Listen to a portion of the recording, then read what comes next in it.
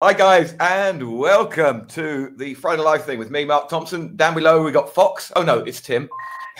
And we got a special guest today, Adam Lacey. Now, great timing, Tim. It's not my phone, it's the office phone. Makes a change. Yeah. Adam is a conversion rate optimization guru. Is that the right word? Expert? Yeah, specialist, guru, pretends to know what he's on about, all of the above. He runs a company called Split Hero, and if I made his picture bigger, you could see it on this T-shirt. But I'm not going to bother. There you go. Ah, there you go. Yeah, get it in there. It's actually that's some software I've been testing out this week, and it's really, really simple to split test and to break. Yeah, exactly. Yeah, I broke it in about 5 minutes. Loads of users, no problem. Mark jumps on and that's it. He breaks it within like an hour. That's what I do best. Very typical. Yeah. Right. So before we start today, there's 4 things I want to chat about, or 4 little bits of news items. Firstly, evergreen funnels. I've been getting deep in evergreen funnels for the last couple of days, so watch out for something coming up on that probably next week or the week after. What do you mean by evergreen funnels? As in funnels where you've got your Robin do a launch and then dead. Tell your customer to go away. Tell them to call back later. I know. I'm just trying to, keep the microphone kind of shielded a little bit. Sorry about this. It's one of the downsides of actually being in a working office is that actually people work. Well, are you suggesting we aren't in a working office? Wow. Getting back to evergreen funnels before you go too far off track. Basically, evergreen funnels are, rather than do the normal launch like 2 weeks ago, 3 weeks ago, I did the 5K launch. Okay, so that was for a week, and then you make money for a week, you spike, and then flatline. So the idea is to keep it launching constantly. So when you got new customers coming in all the time, so literally just running ads to get people to opt into an email list where you send them a lot of videos, you prime them up, and then about a week later, you actually do a 3 or 4 day launch. So that's what I'll be working on for the next couple of weeks. So keep an eye open for that. Content gap software. Right. So the only place I've seen content gap stuff is in Ahrefs. Which is, I think, $97 or $179 a month. Text Broker have now released some content gap software, and it's actually really good, and it's free. It is it's at ti.textbroker.com. Go in there, give it details of your site, give it details of your rivals, give it details of the type of content. It will actually give you a choice of content, what you're focusing on. And then all you do is click a few buttons and it will come up with keyword suggestions for your next piece of content. Really, really, really good. Nice. That sounds really good, actually. Yeah. As I said, it's free. And then you take that stuff, put it into Uber Suggest, which is also free. Do a little bit extra research just to check their details because some of their difficulty ratings are a little bit dodgy. Sure. But that's pretty good. So that's ti.textbroker.com, rev.com. So Rev do transcriptions, normally $1 a minute. They have got an auto transcription service now, which is 10 cents per minute and is superb. I did something the other day about, I think it's about, was it 2 minutes? And the content I got back, I had to change 1 line in it. Put the same thing through Facebook and I had to change most of it. So it's worth it. So that's 10 cents per minute. The first 45, if you're an existing customer of Rev, the first 45 minutes are free. Wow, which that's are cool. pretty useful. Seriously, give it a go. And finally, my discovery of the week, before we get on to what we're really here for, I read an article this week and it tested 5 different ways of focusing when you're working or working from home and type thing. One of them was a site called FocusMate, where they hook you up with somebody else who's working from home for 50 minutes. You introduce yourself, and then you don't talk to them for 50 minutes, but they can watch you work and you can watch them work. All right. But basically that's it. So because you've got someone watching you, the idea is you'll focus. So that's one of it. They even micro dosing LSD. I wouldn't recommend it. Not that I tried it, but I wouldn't recommend it. Microdosing ADHD medication as well. But the one that I tried, and honestly, I was shocked at the results, was gaming music. So you put on the soundtracks to some game. I can recommend Battlefield 1. I can recommend Horizon Zero Dawn, and I can recommend Skyrim at the moment. These bits of music are actually originally designed to help you focus on a game. So the last thing the game music has to do is actually distract you. And what it does when you, it basically distracts your subconscious. So your subconscious calms down because it's listening to this music. As long as there's no words spoken, which is very rare in gaming music, your subconscious just focuses on that and lets you work. I was shocked at how much I got through. So I mean, honestly, just try it. Go work for 20 minutes, write an email or something, stick on Battlefield 1, and you'll be shocked at how quick you get to think things done. Right. Welcome, Adam. Thanks for having me. And now I can breathe. So Tim's going to handle most of this interview. I'm going to go to sleep. Really? I didn't sleep last night.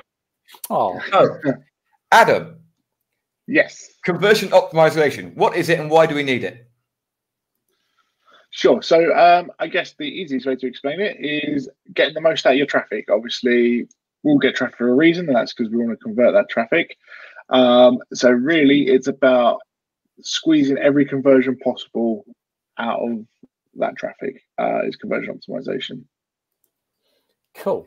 So, you know, a lot of people have they know about split testing, or they might have heard that they need to do split testing and things like that. It's like, what are you focusing on most for conversion rate optimization? Are you looking purely at landing pages, or are you looking at the entire funnel from advert or traffic source right the way through to the end result of somebody actually buying? Where do you sort of sit in the whole process?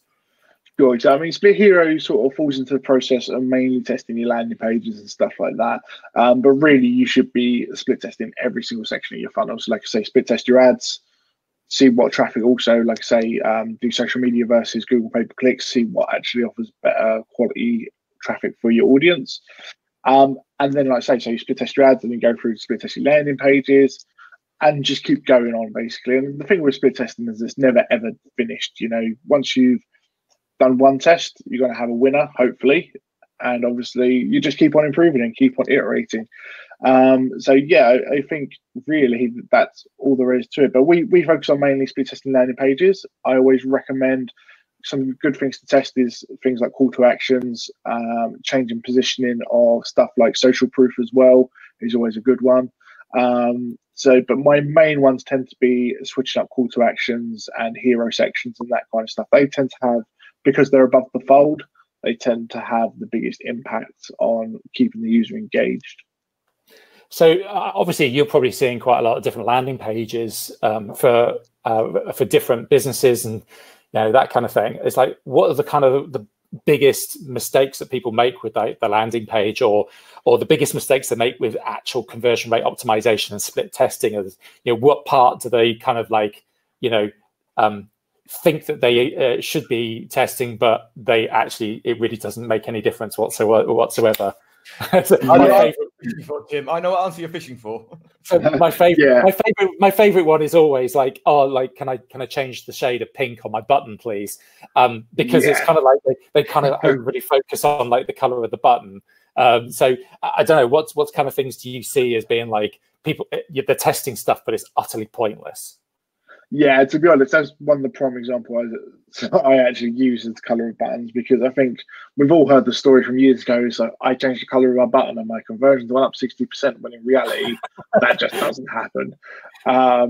Unless you've gone for something really crazy where they can't see the button, then generally speaking, it's going to make such a minor difference. So yeah, generally focusing on stuff that doesn't really matter, so like you say, colour of buttons. Doing too many changes at once is a big one. So it's really difficult, because I'm a big believer in you change one thing at a time, because otherwise you just don't know what worked. If you change 3 things and you get better conversions, you go, great, that worked, but what part of it worked? You don't really know. So I kind of fall into the camp of, yes, you can do big sweeping changes, but if you're going to do that, go so far the other way that it's so different. Basically, we always work on basically URL A being your sort of control, and then having a second landing page as your variation. If you're going to do 2 sweeping changes, that's kind of like finding out what your new control page is going to be, really, rather than finding out what variation is better. But generally speaking, for most people, I recommend changing one thing at once. If you need to, like most platforms like ours, they'll let you test up to 4 landing pages at once, so you can have A, B, C, and D. So you can try one thing on each of those pages. And again, provided you've got enough traffic, you're going to find out quite quickly what, for example, if you change the headline, what headline works best. So that's the camp I tend to fall in, is change one thing at once. Otherwise, you're just going to get yourself into a lot of confusion on why something worked and why something didn't work.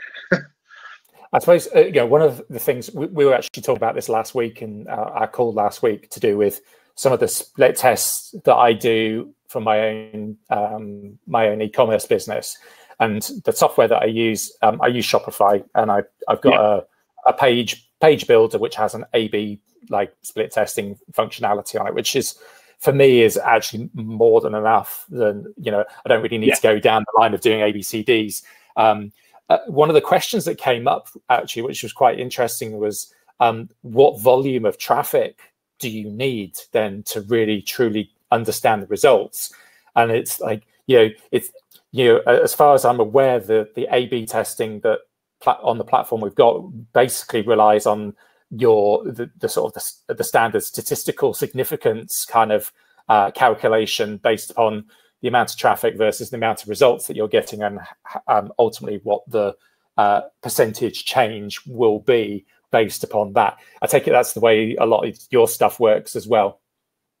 Yeah, I mean, to be honest, the platform keeps it pretty simple, is that we'll always show you a winner based on just what's converted more. However, really, you do want to aim to have, I always say, if you're going to stick with sort of a control and a variation, so if you're just going to do A and B, you want at least the high hundreds or low thousands in terms of unique visitors.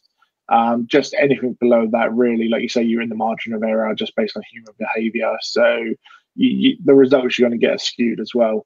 And another big mistake I also see is people are impatient these days. I am too.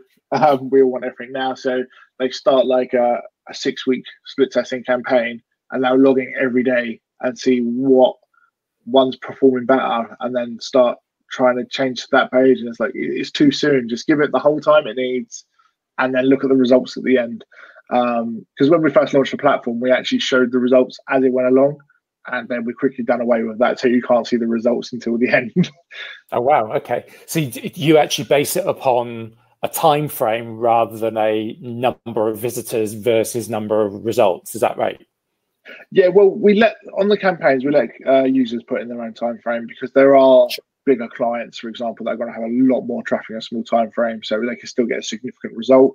And likewise, someone might be like going, okay, we're going to run like a massive social campaign or pay-per-click campaign, and they're going to get the traffic that way anyway. But generally speaking, my advice is, ideally, if you get a lot of traffic, honestly, I recommend 3-month campaigns. I think that's a really good starting point. But generally, anything from a month to 2 months is good. Anything less than a month is sort of, again, in the margin of error, really. But I always work it on a real simple basis. If you have a campaign every 3 months, you're having 4 campaigns a year. If you get just across all those campaigns, if you get a 10% increase, you're doing well. Okay. Cool. Are you able to do anything less than a month on your platform, or you? It does let you currently, yeah. It's because, like I say, this purely can be a case of some of our big clients that get a lot of traffic. Like, if they're running, for example, a short offer or something like that, and they want to run it for 2 weeks, 3 weeks, we let them do that. But we do try and educate people to the longer the better. Certainly, with a lot of the sort of split tests that we run, are around about 3-4 weeks that we run a split test for. Yeah. But because of the volume of traffic, we're looking at sort of 5, 6, 7,000 people visiting like those pages. So 3,500 people per page. So you've got a real clear idea very, very quickly of which page is converting better. I suppose one of the big questions is micro versus macro A/B split tests. Is like, what are you kind of what do you suggest people do? Is it testing something like small, or something, or a completely different page with a completely different design or a completely different offer? What's the thing that people should focus on? Because sometimes, yes, the small micro changes can matter, like a wording of a headline, but also, you know, a wholesale change of a completely different design of a page can net a equally as big a result. So what are you suggesting people look at first when they first started their split testing sort of approach? Sure. So I'd say if someone's starting it like never done split testing before, I would say go for a big change. So your first campaign, if you can do a big change, if you come up with something, like say, as polar opposite as possible, obviously still making sure it ties in with your brand and all the rest of it, but trying to make as big a design change as possible, and run that. And then from there, use the winner of that campaign to be the control moving forward. But yeah, I mean, generally speaking, like I say, I'm a fan of the micro. So like I say, changing a word in the headline, or changing the style of copy on the page altogether. You know, if you've got a landing page as part of a funnel, you know, maybe just for argument's sake, you can go, okay, we're going to go more technical written, or we can go more, you know, casual. That's a good test. Changing image for video, you know, stuff like that can be really effective. So all little things like this are make really good micro tests, but there is nothing wrong with going polar. I think the problem is when people go in the middle, they change, like I say, 2 or 3, 4 things, but it's not big enough of a difference to, and if it does well, they don't know what's done well. It's that in between phase is the problem. So go majorly different or do micro is my recommendation. Would you recommend then first test go majorly different, and then when you've got your winner from that, then start to do micro changes to try and exactly just a bit. Certainly some of the stuff I've done before with those types of tests is I've started off with a big macro change, a completely different design, almost to the point of a different offer on like the landing page, and then I've got my winner, but then I take elements from the other page and I start testing those across onto the onto the winner, which then, you know, it creates quite a nice, because some of the elements on the page that lost actually might still work. You can't completely write it off. It's kind of you might still want to sort of implement some of those changes across to the that can be essentially your micro test and get moving forward as a plan for how you're going to test things. Exactly. And I mean, this is the thing is when it comes to any split, we just don't know until you do it and you've got that data. We just don't know what works. And I mean, I've run an agency for a long time, and obviously you have, and so on. But we have a good educated guess of the right way to do things, and we put it out there. And you know, we're going to be ahead of someone that doesn't know. But there's still so much we don't know, you know, and split testing is the only way to really drill down into your audience. And you'll start picking up trends as well. The more you do it, the more you start picking up trends of what that audience for that particular offering or website likes. And that will help you just validate further. But there's nothing wrong with, you know, if you get 6 months or a year into your micro testing, throwing another big change and just see if, you know, it completely turns off your audience, or if you are heading in the right direction still. You know, change it up. I think it's interesting. I've seen some of this stuff that you follow a certain amount of different gurus about certainly in the e-commerce space, and they'll say, this type of landing page absolutely crushes it, and this page sucks, and like don't bother with these kind of thing. And you know, I always end up going, okay, well, let's give it a go and see how my audience reacts to it. And I've found a lot of the time it's like, you know, there was one particular guy going on about mini sites and creating a whole mini site for your particular product, and ultimately with a sales pitch on there versus a single like product page type landing page. And they were going, the mini sites are crushing it, and it's amazing. People are buying, you know, conversion rates going through the roof.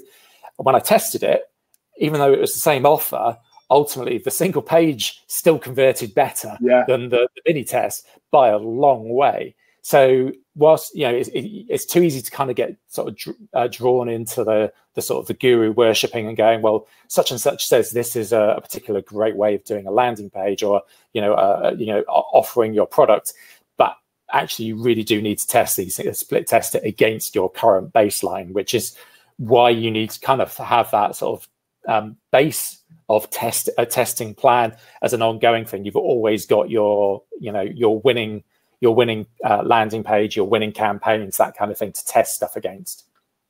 Totally. I mean, this is the thing. You just can't take anything for granted. Like you said, there's so much. I mean, I think I've seen that all over, isn't it? Really, anyone can write anything and claim anything, and everyone's audience is different as well. You know, even if you're targeting the same niche as someone else, doesn't mean you'll have the same results. You know, for example, I could be. I mean, a Split Hero, we do a lot with agencies and marketers, and there's other split testing tools that do exactly the same thing. But for example, our competitors target, you know, marketing companies with probably 50 employees, multi-million-pound businesses, whereas we're much more on the lower end, looking for freelancers, small agencies, and that kind of stuff.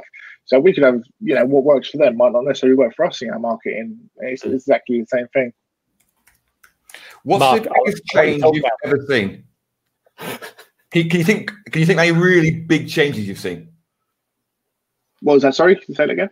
What's the biggest change you've ever seen in sort of basically one test? Pretty much a complete like structural layout, color schemes, tweaks, stuff like that, really. So yeah, pretty much. For example, if you're going to have your standard like hero, intro, you know, social proof offer at the bottom, for example, moving the offer to the top, putting social proof, then putting the description at the bottom, you know, so straight away people getting the offer, they're getting, you know, the important information first. So that's pretty much just changing the way, well, I just call them rows or sections on your landing page, you know, moving around in different orders, and like I say, just changing the layout completely is pretty much as drastic as you can get. And what about results wise? Results wise, it really depends. Sometimes, I mean, I've got any examples off the top of my head, but there are like people who've done split. I know an agency is actually a friend of mine. He ran a campaign basically running his agency site was offering like, you know, your standard web design development services, that kind of stuff. And when it had the word WordPress in it, it converted like 3 times as many inquiries when it was more focused on WordPress specifically versus just, you know, we're a web design agency. So stuff like that, you know, you think it's such a small change, it makes such a big difference, and the quality of the lead was better as well. So, you know, yeah, that's pretty much the most drastic one that springs to mind. Cool. Certainly, some of the biggest changes that I've seen with mine, and I've talked about this on our live calls before, but the underlying offer can make such a big difference. But we split tested free shipping versus no free shipping. So free shipping was being added on, and we went from I think it was like 2.2% conversion rate up to 4.5% conversion rate on the landing page. And you get people go, "Oh, that's only 2%." It's only 2%, but essentially we doubled the amount of conversions that we got. So we've essentially halved our cost per acquisition, and suddenly a not particularly well converting campaign suddenly becomes a very profitable campaign. So that's when people kind of like, when you start talking about like, oh, well, I'm getting a 4% conversion, they go, oh, that sounds a bit rubbish. It's like, well, actually, it's huge, because if you can go from a 4% to a 4.2 or a 4.4%, that's a massive boost in the number of conversions that you're getting on your campaign. So yeah, you can't ever dismiss these small increments. And as you said, if you say for example, if you run 4 of those tests, so say for example, I run a test for free shipping on for the first quarter of the year. The second quarter, I run another test that increases it by another, say from 4.4%, it goes up to 5%. Next quarter, it goes up to 7%. And the next quarter, it goes to 8%. It's like, okay, so I've gone from 2.2 at the beginning to 8. I've multiplied the number of actual end conversions by 4. So yeah, I'm getting 4 times as many customers for the same ad spend, and for me that gets me excited, really excited about doing split testing. And it's taken me a long time to get to that point where I go, well, actually, I can get excited by a 0.2% increase in conversions. Because all of a sudden, we're doing naked backflips in the garden because it's that. It really does make that much difference. I'll never get that out of my head. Yeah, like you say, I mean, percentages matter at the end of the day, and like getting quality traffic is at an all-time. I think we can all agree it's harder than it's ever been in a long time. You know, the costs are going up. There's more people in pretty much any niche you can think of. There's more people trying to do the same as you. So these percentages matter. And like you say, if you can halve your acquisition cost by doing really not much work, it's a no-brainer. One of the biggest players in just the industry as a general that I know continuously split testing, probably most people could take a leaf out of their book, is Intercom. The live chat guys, they're always changing their pricing. Like, you can pretty much go on there 1 month and check it 3 months down the line, and the pricing offers will be totally different, just because they're still trying to find their sweet spot. You know, they're trying to find what gets them the right users they want that are actually going to retain and that kind of stuff. I mean, we use it ourselves. But I've seen the pricing vary from like 75 a month up to like 150 a month just for the starter plan. And they're, like I say, they're still finding their feet, and they're an established company, you know. So it just goes to show you that, like you say, changing the offer as well and making sure it sits right with the audience can make a big difference. Yeah. So I can't think which offer it was a few weeks ago. Oh, it's Hootsuite. I found 5 different. I've had an account at Hootsuite for years, and I've let it lapse. And I was like, I'll sign up again. But just trying to upgrade my account, I found 5 different pages with different prices. Yeah. Hang on a minute. So, yeah. But the thing is, like, no, well, actually, no. I kind of disagree. You can do multiple different price testing all at the same time. Yes. Somebody might come back and go, oh, well, I found this page with a different price on it. It's like, well, okay, fair enough. Well, no, you can, you know, I've just paid £60 for this thing and you're selling it for 45 here. And it's like, well, okay, well, here's £15 rebate. You know, I'm happy to do that because ultimately I've proved that person will convert at 60. But, you know, that's the interesting bit for me. But going back to what you're saying about, like, you know, halving your cost per acquisition, actually the more interesting part of it is then I can then look at it and go, okay, well, I can spend more money to acquire that customer and get a better quality of customer. So, you know, it's something you hear quite a lot. It's almost become a bit of a cliche. It's like, you know, how can you spend more to acquire a customer is actually more valuable and more interesting than trying to get the cheapest customer out there. Because ultimately, you know, the cheap customers generally aren't the great customers to have.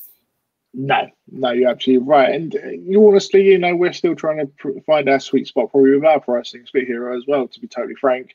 You know, we're at a point where I feel comfortable, and obviously it's profitable as a business, but there is room to raise it. There's probably not much room to lower it, to be totally honest. But it's already very valuable. Yeah, it's like I think I looked this morning on the page. Was it $30 bucks, $37 a month or something? Or is it 27? Yeah, really? 27 wow. a month. Okay. Yeah. So yeah, we're a very sweet price point, but like it's always that. I'm sure you go to e-commerce as well. It's the attitude of is this too cheap for a reason? You know, so. We're on the cusp of that, I think. So, you know, we will be running a split test in the future, advertising at 49 and just seeing what the difference is. If there's more people that see all of a sudden seeing more value, you know, does it low for us? It's all about churn rate of people signing up for a trial, actually going on to paid subscriptions and retaining them. So, yeah, you know, if we can keep that churn rate low at that price point, then that is something we might do. But I mean, for now, we're happy where we are. But yeah, you know, that's it. We don't know until we do it. Yeah, cool. I'm going to have to go back to the drawing board though, because what I did when I signed up last week to test it, and I mean, it is so easy to set up a split test. It's the easiest thing in the world. But what I did, I cloned the page, I changed the headline, and that ran with that. So now I'm thinking, okay, I need to change. I need to go and change more than just one page, don't I? Well, it's not even just changing just one page. It's kind of like, okay, so if this is the first split test for this particular offer, it's like go wholesale completely different. Yeah, like, that's what I mean. So yeah, rather than just change the headline, well, I thought I'd come up with a really good headline as well. I was dying to see what the results would have been. And so the other thing that, you know, I always kind of get a bit sort of geeky about is it's exactly as you said before, Adam, about the quality of the traffic that you're getting. And to a certain degree, it doesn't matter, like, how good your offer, how good your landing page is. If the quality of the traffic sucks, then really you're really fighting an uphill battle all the time. So when you are driving traffic to your different landing pages,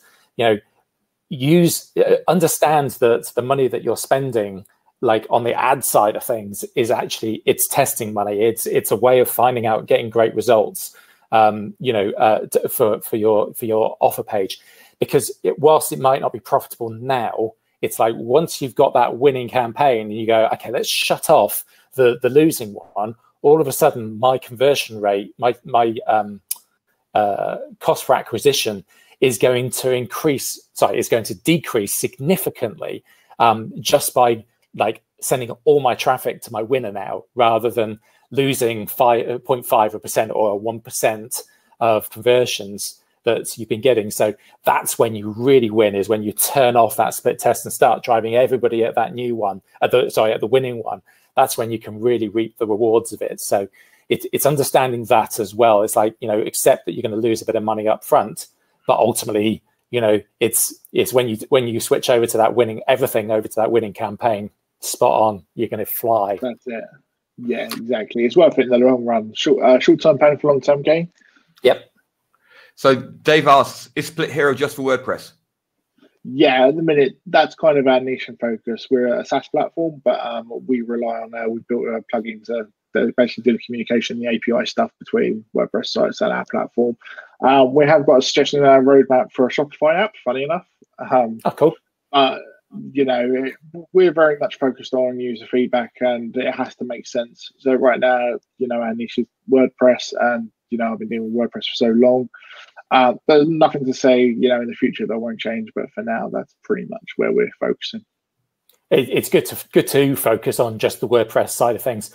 I think I did see, I was looking through your website earlier, and one of the things that always comforts me about SaaS companies is when you've got a strong and a consistent update sort of roadmap. So we know what you've updated up to now and what you're updating in the future, what you've got in the pipeline ready to come in the future, what you're developing right now, because it shows that, yes, I might invest my money today in invest in your testing platform, but I can see that it's well supported and it's going to continue to be developed, rather than, you see a lot of these platforms, somebody goes, oh yeah, but I can get a split testing plugin for $5 from, Warrior Forum. And it's like, no, you can't, because it won't be supported. And in about 3 months' time, when WordPress updates again, it's not going to work, and you're not going to be able to get anything back from that developer.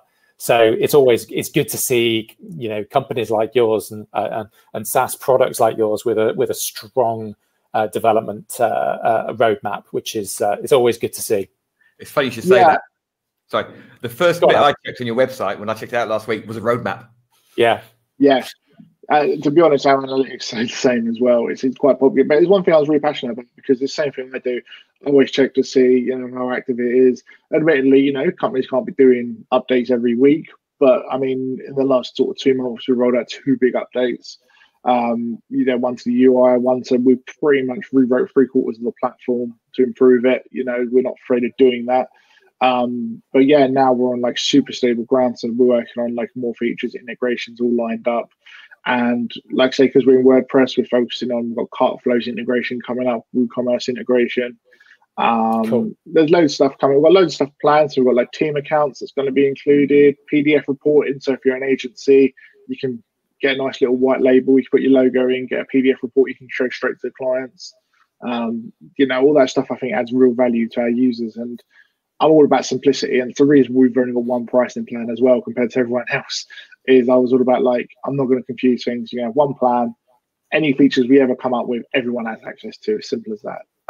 There's no agency upgrades and all that kind of stuff. And that's just from my own experience with hosting companies, because there's always that, that 10 site limit, and then the next plan goes to 25, and you get to 11 sites, and you're like, man, I really don't want to pay the extra for the 25 site plan. And this just avoids all of that, basically. You get 3 campaigns at once in your plan, and then you can scale up and down on a month basis, however many you need. So it's an extra $5 a month for each campaign you want to run on top of the base plan. If you use 10 one month, that's great, you pay for them. And if you go, oh, next month I know I'm closing more clients, again, you can increase it. Likewise, if you know some clients are not continuing, you just scale it down. So it's totally flexible. If you want to see a really, really bad pricing page, go to Platformly. Oh, really? Platformly is horrendous. I read it for about half an hour. I haven't got a clue. I didn't sign up because I thought, I don't know what I'm going to get. It's just terrible. It's really, really bad. So you should reach out to them and say, hey guys, can I split test your page for you? Because it's shite. Yeah. Yes, I can see what you mean, actually. Yeah. You on there now? Yeah. So I'm just seeing Adam's confused face now. Yeah. Let me call it up and I'll share it so everyone can have a look at this. Yeah. There's so many options here. I feel like I'm ordering my house. Yeah. Right. I only say that because I'm looking at buying a house, and we've been going to showrooms, and I think I've got less options buying a house than I have on this page. Yeah, right. So this is a stream. So we can actually talk about this and go, okay, well, what if we were split testing this? What would we do? Right? Can you see that? Let me just make it full screen.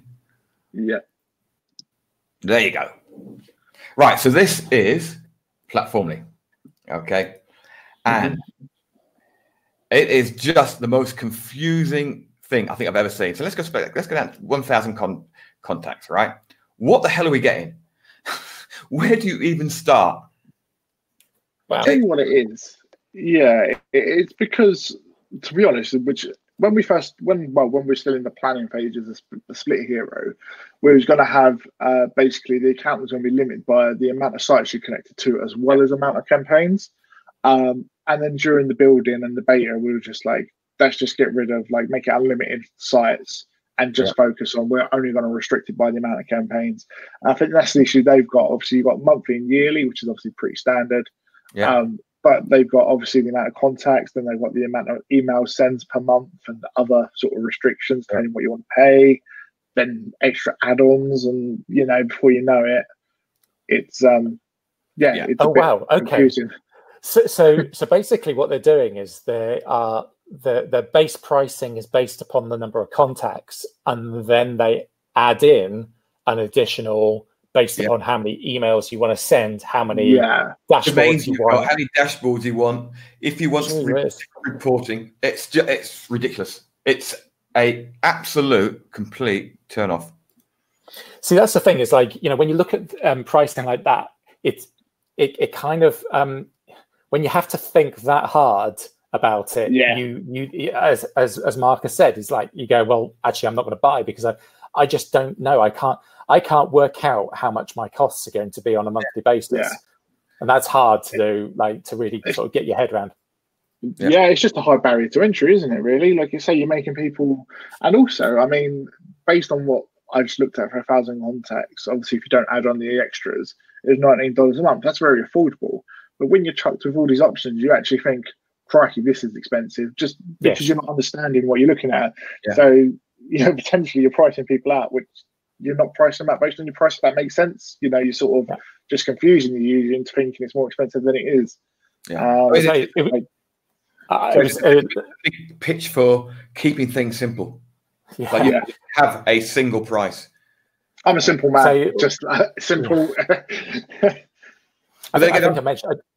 Sorry, I think I mentioned it last week on the about Shopify and how I've managed to reduce my Shopify bill massively because I actually they sent me a message to say that they were going to increase my plan spend from $179 a month to $299 a month, and I was just like, that's a bit of a hike. Yeah.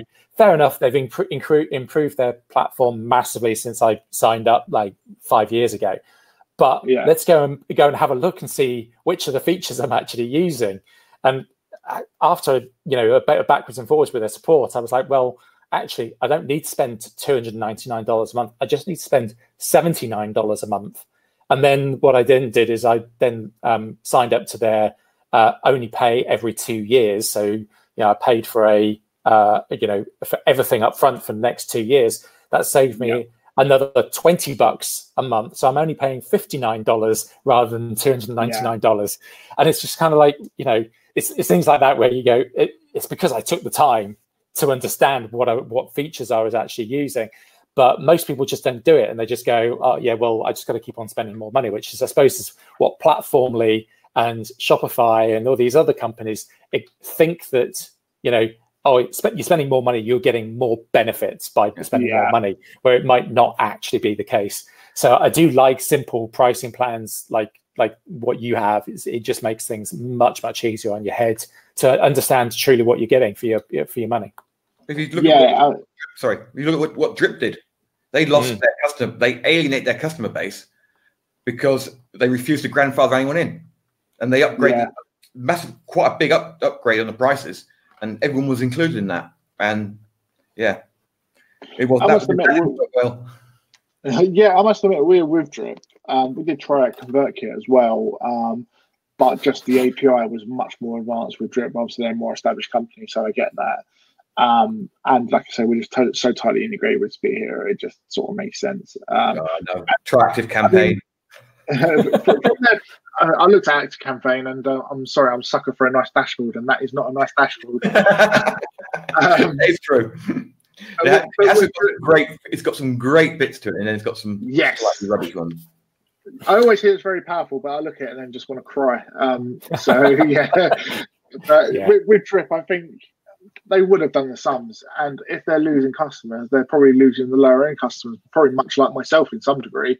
So they're going to focus on their bigger, more enterprise clients that are paying the bigger bills. And at the end of the day, it's like any platform. If you can support half the amount of users you've got but earn the same money, why wouldn't you do it? And that's probably what they've worked out. Overall, they're probably not much worse off. Go on. Okay, I'll go on then. I remember talking to Andre over a burger one day, Andre Chaperon, and he was talking about his pricing policy, or how he was pricing his products. And so what he did, he started at the maximum price he could think of, which was $25,000. Right, this was for Autoresponder Madness, right, which he sells for $479, I think. Yeah. And it was so $25,000 was for him to fly anywhere in the world and set up your system for you and write your emails. He then had something that was, I can't remember, it's 1,300, 1,200, 1,100, 900, can't remember what it was, which was basically for him to work with you for an hour and look at your stuff. And then he had the 469. Because that 25,000 was so high, he had no intention of ever flying anywhere. It made everything else, I think it was 1,900 actually, the middle one. It made the 1,900 middle look really, really attractive. My God, I can get Andre for an hour for $1,900 or 2 hours to go through my emails with me. Yeah. So price anchoring, another good thing for pricing. Totally. And like I say, whether I've done right or wrong, only time will tell, but we'll certainly be testing more in the future. But for now, like simple, the whole platform simple. It's kind of my philosophy for the whole thing. It's doing okay so far. So good. Cool. So Adam, if people want to find you, if they want to find out more about you, where's the best place for people to go find you? You can use that affiliate link, or you can just go to splithero.com. That's the worst affiliate link I've ever seen, Mark. That's horrific. /SplitHero, or just splithero.com, because I don't really care. So you can reach out to me. Email address is hello@splithero.com. My name's obviously Adam Lacey. You can find me. I'm normally roaming around Facebook in different groups and that, so you can always ask me a question. The Facebook page is facebook.com/splithero.io, and Twitter's just @splithero. But yeah, generally I'm around. If you shout my name, I shall appear. Or contact us with contact. Certainly, if you go check out the blog at splithero.com, there's some great articles on there. Definitely worthwhile reading those. If you've not done any split testing stuff before, they're a great baseline. They're a great place to start. And certainly, if you're on WordPress, definitely go. Do you do a free trial at all for Split Hero, or is it just a straight into? No, we've got a 2-week free trial, no limits at all. So you get the complete unlocked platform. So sign up, no credit card required or anything like that. So literally you can jump straight in. No barrier to entry, so jump straight in, give it a go, see what happens. And yeah, like I appreciate you saying about the blog actually, because I hate writing blogs, and I've made it my mission to try and write one every couple of weeks if I can. So I've not been doing too bad. No, certainly the stuff that I've read on there, that, you know, it's very accessible to. It's not necessarily the most nerdy, in-depth stuff. You read some sites and some blog posts about split testing, and your brain just wants to start leaking out your ears, because of all the nerds that's in there. So you know, it's a great place to start, at the very least, to give you a grounding on the stuff that you should be testing, the stuff that you should be looking at with your split tests. And even if you don't intend on doing any split tests, read the stuff anyway, because it'll tell you kind of what things you need to look at on your site. What are the big things you need to focus on? Certainly, like things like the headline and the call to action and all those kind of things. So, maybe not button color. That's it. No, totally. Is it worth mentioning a little cheeky deal we've got coming up? I'd go for it. No, absolutely. Yeah, dive in. So this will be advertised for you guys in your group. So if anyone's watching this and interested in grabbing this deal, look for you guys for the link. Basically, it's going to come up on Monday. It's running for 7 days only, and we're doing a lifetime deal for $97. So for $97, you get our current public plan. So you get pretty much unlimited everything, all current and future features, and you get free active campaigns at any one time. So $97 lifetime, get our current public plan, 7 days only, trying to sell as many licenses as possible, obviously. And that's it won't be on the website, it's going strictly for our affiliates. So people like you, like I say, put out a link on Monday and people will be able to find out the information and purchase. Yeah, so watch out for an email from me on Monday. If you're in the Facebook group, no, it's not a Facebook group. We don't do Facebook. We can only the what's it called? I told you I've had no sleep last night. The Mighty Networks group, members.seriousmarketingzone.com. I'll put a link in there. Right, that sounds like an awesome deal. Yeah. Right, before we go, this is really important. What are we going to watch at the weekend, Tim, on TV? What's this week's tip? Oh God, actually, I've not been watching anything this week, so I've no. If you haven't watched The Boys yet on Amazon, you got to watch it. It's the best series of all time. See, the last time I took a recommendation from you, I got the Umbrella Academy, which I was not particularly blown away by. It just didn't really float my boat. So obviously, this week's in San Sebastian, that was really good this week. So the only other one, how far have you got through Happy? I've still got I've watched the first two. I'm struggling with it. I really am struggling with it. Brilliant. The first three, I think I've done. Adam, have you seen Happy? I can't say I have. No, and I've watched a lot. That's one I haven't watched. It's on Netflix, and it's basically it has a unicorn in it, and it's anti-Christmas, anti-Santa, anti-children. It's brilliant. If that floats your boat. Yeah. Tonight, everyone tune in. Watch Norwich kick the bejesus out of Liverpool. Yeah, I'm not a football man, so I got no idea. I'll tell you what, I've been rewatching Power on Netflix because I know a new season's coming soon. So that's really good. That's worth a watch. What's that? So what was that? Power. Yeah, Power. Haven't seen that.